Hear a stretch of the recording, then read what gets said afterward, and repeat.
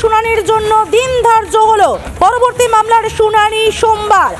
আরও একবার জানিয়ে রাখতে চাইব, পরবর্তী মামলার শুনানি সোমবার, শুনানির জন্য সোমবার দিন ধার্য হলো। সোমবার ফের মমতার এসআইআর মামলার শুনানি। আরও একবার জানিয়ে রাখতে চাইব, সোমবার মামলার এসআইআর শুনানি, পরবর্তী শুনানি।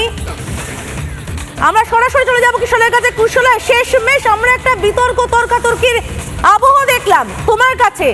শেষ মুহূর্তে কোর্টরুম ড্রামাটা একটু পরিষ্কার হতে চাইবো। দেখো সমাদৃতা, মুখ্যমন্ত্রী মমতা বন্দ্যোপাধ্যায় প্রাণপণ চেষ্টা করলেন যাতে বিচারপতি বলে দেন যে লজিক্যাল ডিসক্রিপেন্সিতে যে নামগুলো বাদ দেওয়া হয়েছে বা যে নামগুলো শুনানি চলছে সেগুলোকে ক্যান্সেল করে দেওয়া হোক, অর্থাৎ লজিক্যাল ডিসক্রিপেন্সির পুরো লিস্টটাই ক্যান্সেল করে দেওয়া হোক, লজিক্যাল ডিসক্রিপেন্সি বলে কিছু না থাকুক, এমনটা বলছিলেন মমতা বন্দ্যোপাধ্যায়। কিন্তু বিচারপতি কি বললেন, এইভাবে করা যায় না, দুদিন সময় দেওয়া হবে এবং দুদিন সময়ের মধ্যে ইলেকশন কমিশনের অফিসাররা খতিয়ে দেখবেন এবং দুদিন পর শুনানি হবে, এমনটাই কিন্তু বিচারপতি বললেন। মুখ্যমন্ত্রী মমতা বন্দ্যোপাধ্যায় হয়তো বেরিয়ে আসবেন ঠিক এই পথে, সুপ্রিম কোর্ট থেকে সোজা বেরিয়ে এই পথে আসবেন এবং আমরাও গিয়ে যদি তিনি প্রশ্ন নেন আমরা প্রশ্ন করব যে মুখ্যমন্ত্রী মমতা বন্দ্যোপাধ্যায় কেন এত চেষ্টা করলেন লজিক্যাল ডিসক্রিপেন্সিগুলো যাতে না কোনো বাদ যায়, কোনো নাম যাতে না বাদ যায়, সেই চেষ্টাই তিনি করলেন।